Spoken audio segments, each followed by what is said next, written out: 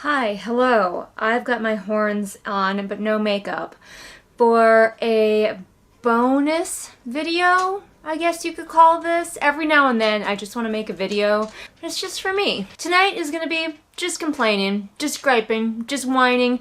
If you're here for the positivity and the good time vibes, then look elsewhere because it's not here today. Today we're here to be in a big grumpy bad mood about the latest Doctor Strange movie, Doctor Strange and the Multiverse of Madness.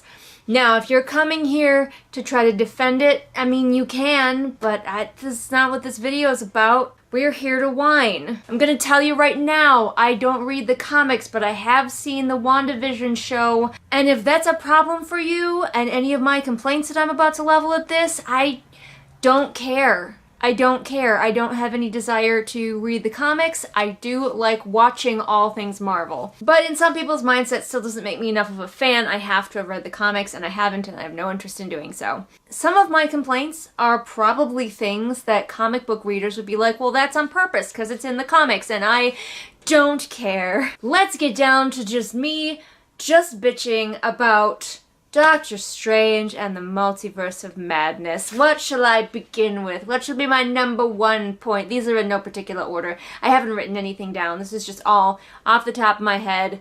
We went to see Doctor Strange this weekend, and I was disappointed. I suspected I would be, but I still managed to come away disappointed. I did enjoy the first Doctor Strange movie. Big fan of Brussels Sprout Kumquat, the lead actor. He did get better at doing an American accent in this movie, so, you know, he's coming a little ways. I think the first thing I would like to talk about is just the treatment of Doctor Strange in the MCU in general and continuing in this movie. In his first movie, you can see his personality. He thinks that he's the only one who can make the hard choices and he has nothing to learn from the world, and obviously the arc of the movie is that he will learn, essentially, at least some personal growth, alright? And by the end, his cockiness and his sassiness are still very present, and he's still willing to completely disobey the rules, but he's also willing to be a student as well. Then in later movies, his personality is just kind of whatever it needs to be for the movie to go on. He is not a character, he's a plot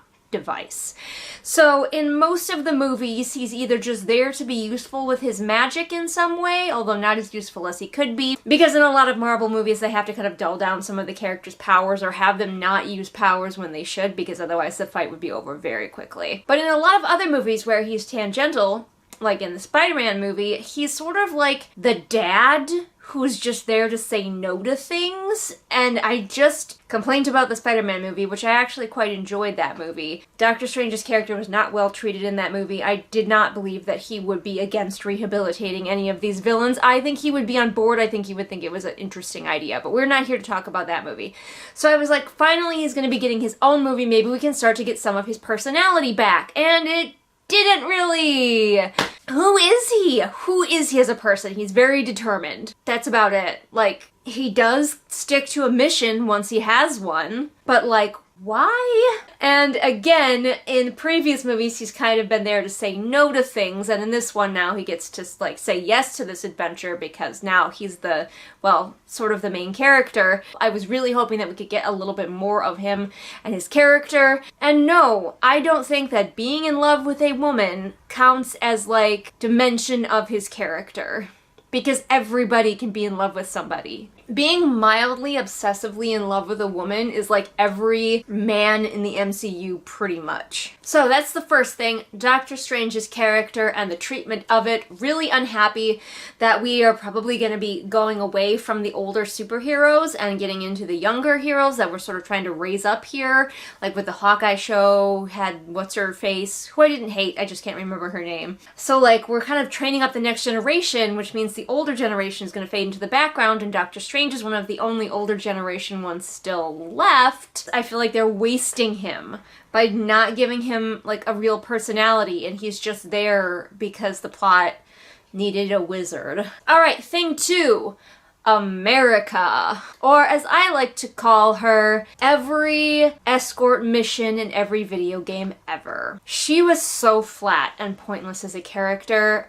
Like, why? I just Why? Who is she? Her only personality trait is likes pizza. I'm pretty sure this actress was hired on her ability to stare in terror at things. Like 90% of her character was going and just being a useless load.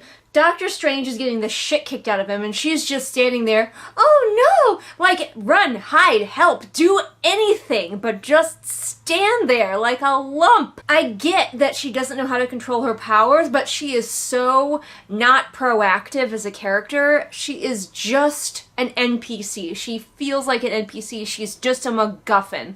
She's not a person. And so I am not excited about her potentially joining the MCU, because who is she? She's blank. She's just teenage girl that probably people who have read the comics can get excited about because they know what her personality is from the comics. But we are getting nothing in this movie except for is afraid, likes pizza. Just to be clear, I am not shading the actress. She could only work with what she was given, and she was given nothing. Not her fault. Mad at the movie makers. I'm sorry, but you can't just lean on this trope of veteran character has to sort of pseudo-adopt teenage girl and they go on adventures. Like, that works. People love that. We've got it happening in The Witcher. We had it in The Last of Us video games. People love that, but you have to give them both. Both the guy and the teenage girl need personalities. We didn't have that in this. It worked in Hawkeye. You want to know why? Because they both had personalities. The writing in this movie, I understand that it's a Marvel movie and they're just supposed to be fun and you're just supposed to be like, yeah, okay, to whatever happens. Like, makes sense, doesn't make sense. You're just supposed to go, yeah, okay. And I'm sure it's stuff from the comics. Like, I'm sure in the comics, there's a dumb magic book that's all evil and a dumb magic book that's all good. And, like, that's very meaningful to people who have read the comics. But I'm just sitting here going, wow, okay, I guess there's just these things that Doctor Strange thought were legends, but actually they're real, and one is super evil and one is super good. If I just threw stuff into my books like that with no explanation or preamble, people would be really mad. But it's a Marvel movie, so for the most part you're just expected to accept it, and it's a Doctor Strange movie, so it's magic. Just accept that it's there and it's magic. And to a certain extent, I'm fine. You want to throw Charles Xavier in there because we're in another dimension? Cool, I'm down 100%, love to see it. There's other stuff that just feels real corny, and it's like we couldn't come up with a different name for it, like change the name from the comics so it's not like the dark something or other. Okay, I have hemmed and I have hedged enough. Let's get to my biggest complaint. I guess these are kind of in order. My biggest complaint about Doctor Strange and the Multiverse of Madness, and that was Wanda. The treatment of Wanda. I hated it so much. So much. As someone who watched WandaVision and thinks that it is the best of all of the Marvel TV shows, I was prepared for them to backtrack her character arc, but I just didn't expect them to go quite this far, like, just straight up. For her to just flip to the evil switch after she had an entire season where she learned that what she was doing was wrong and hurting people, and even if it sucked, she had to stop. No, she learned nothing. Now, I get that there's an evil book that's sort of, like, it's implied that it's kind of corrupting her, but we never really get a lot of proof that that's actually true. It definitely, like, there's no try to get the book away from her so we can get the real Wanda back. It's all just like, no, she's just evil now. And any character growth that she had from the show, throw it out the window. And I know at the end of the show, I think it kind of hinted that she still had some more growing to do and she might backslide, and I'm like, that's fine, but they just didn't. It's like the show never even happened. The only reason the show happened is so she could have these kids. And I had people who have read the comics being like, well, she was destined to go evil, it's in the comics, and I'm like, that's great, but in the comics, if you were reading the comics and she just went evil for, like, no reason, wouldn't you be mad? I'm sure in the comics she goes evil and she has space to do it and it makes a lot more sense instead of having her go through this entire amazing arc in the show and then just be like, nope, never mind. I guess Vision is just chopped liver at this point. She mentioned him one time. She was like, I had to put a hole through the head of the man that I love. That's it. Vision is never mentioned again. You never see him in any of the alternate dimensions. You never even hear his voice. She's just obsessed with her sons now. All she wants is her sons. Not trying to find a dimension that has both her sons and Vision in it. Absolutely not. So I guess she was fine saying goodbye to him at the end of the TV show, but not to her sons, which brings me to another big problem I have with female characters and the motivations that writers are seemingly only able to give them. In a lot of these like blockbuster type movies where they keep the motivations very simple, and all of them seem kind of damaging, but I absolutely hate this motivation of she wants her children no matter what. A woman will do anything for children. Children are the most important thing in her life, the only thing that she wants. Kids, kids, kids. And I know she kind of got to see them in the show, but are we paying attention to the show or are we not paying attention to the show? Because if you didn't watch the show, then you're more fine with her being evil, but you're wondering where the fuck these kids came from and why she's so fucking attached to them. And if you did watch the show, you're like, okay, maybe I understand her attachment to her kids a little better, but now she's going evil for seemingly no reason. So it's like the worst of both worlds. Also, was it ever explained, did I just miss it in the movie, why Wanda couldn't have these boys have her twins in this real world? Because in those other dimensions we never saw Vision. Was he their father? Maybe she just spontaneously created them in all of those dimensions too. Or maybe she had sex with a random man, got pregnant the old-fashioned way, and had 2 boys. Like, why has Wanda not tried any of these things? She's just like, well, I don't have my boys in this dimension. They weren't just, like, handed to me, so I'm going to have to go to another dimension and take someone else's. Like, it doesn't make any sense.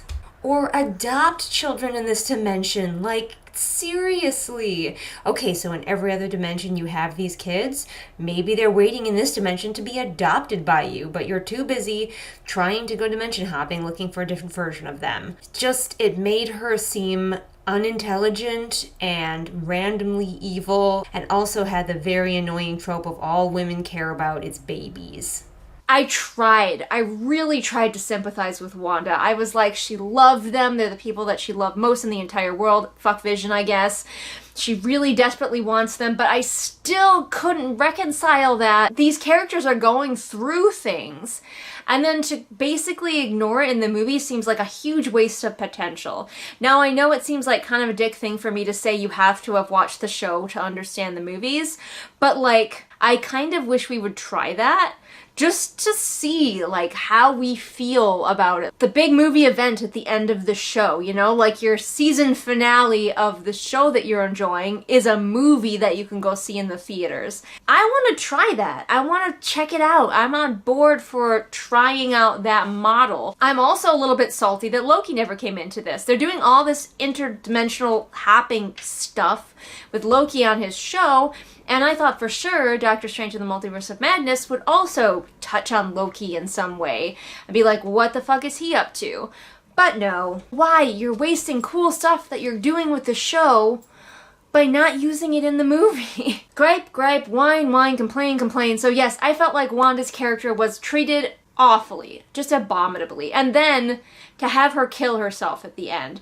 Just what? Is Marvel trying to like systematically eliminate all of its female characters? Because like we killed off Black Widow. Captain Marvel is fucking somewhere off in space. She's probably not going to be back because her movie probably didn't make enough money. We're running out of women. We've got teenage girls up and coming. Let me tell you the movie that I wanted. Let me tell you the movie that I hoped for. Doctor Strange and Wanda platonically co-parenting a dimensional hopping teenage girl while versions of Doctor Strange from different dimensions try to capture her for their own ends. I want that. Let Wanda be a mentor to this girl. Let her start out maybe trying to use America, the person, not the country. Let her start out being like, yes, send America to me, I'll totally protect her. And at first, maybe she's like, I'm gonna use her to go to another dimension where my sons are. But slowly, instead, she decides to start training America because she recognizes herself in this girl. Like, she's lost, she doesn't understand her powers, bad men want to capture her. Wanda and America could have a lot in common. And so, like, let her decide, never mind, I want to mentor and help this girl. And also, meanwhile, forces from other dimensions are coming here trying to get America. Again, the girl, not the country. That's what I want. And also, Doctor Strange is also there. Awkwardly, platonically co-parenting with Wanda. Yeah, I think that's it. I think those are all my gripes. I don't know if anyone's even gonna watch this all the way to the end. Tell me your least favorite thing about the new Doctor Strange movie. Alright, I have a lot of stuff I actually need to get done tonight, but I just had to get this out of my system because it's driving me insane. So thank you all for letting me talk at you about this. Next video, I'm sure we'll get back to talking about books and writing and the normal stuff that happens on this channel. But for now, I will see all of you guys again next time with whatever it is I happen to be doing next time. Bye! I have friends, I definitely have friends. Friends, friends, friendly friends, time to meet my friends. SV, Thea, Alyssa, Rita, Deborah, Afra, Melissa, AC, Swamp Goblin Waifu, Ashley, Sophia, Merween, Kit, Hidden Glade, Light Julie, Belle, Patrick, and Sophie, Ray, Shelby, Zaire, Jesper, Rennie, Scribbling Cat, Savvy, Jenny, Amanda, Lisa, and Sarah. Thanks for being my friends!